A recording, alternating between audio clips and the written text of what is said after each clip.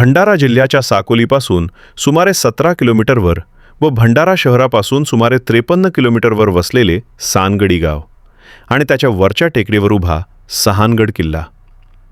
या लहानशा किल्ल्याने वारसा, युद्धकथा आणि स्थानिक जीवनाचे अनेक थेंब सांगितले आहेत.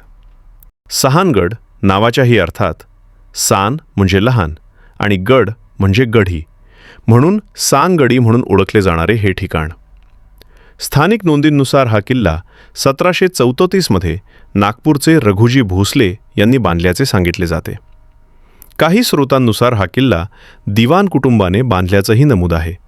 त्यामुळे स्थानिक इतिहास व मालकी हळूहळू बदलत गेले.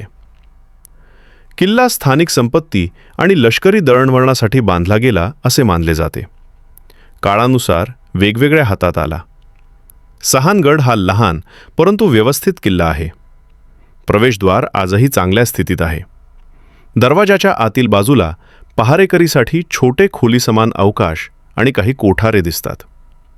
कोणत्याही भव्य कोरीव कामाची कमतरता असूनही या किल्ल्याच्या बांधकामात स्थानिक सागरी आणि दगडी बांधकाम शैलीचे थेंब स्पष्ट दिसतात. या किल्ल्यावर आजही भोसले युगातूनची अष्टधातूची तोफ आहे. ही तोफ किल्ल्याच्या भूतपूर्व युद्धकाळाची आणि सामर्थ्याची आठवण करून देते. ही तोफ गावाच्या लोकांनाच महत्त्वाची वाटते. ती आपल्यासाठी ऐतिहासिक वारसा आहे. सानगडी गाव व किल्ला एकमेकाशी जोडलेले आहेत. गावाचे नावच किल्ल्यापासून आलेले. उत्सव, स्थानिक देवालय आणि लोककथा या किल्ल्याशी जोडलेले आहेत.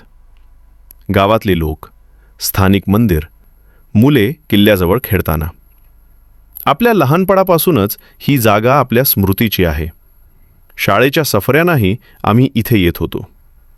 सहानगडबद्दल ठोस मोठ्या युद्धकथांचा अभिलेख कमीच उपलब्ध असला तरी स्थानिक आख्यायिकांमध्ये आणि जिल्हा नोंदींमध्ये छोटे मोठे संघर्ष, चावीची जागा म्हणून किल्ल्याचा उल्लेख आढळतो.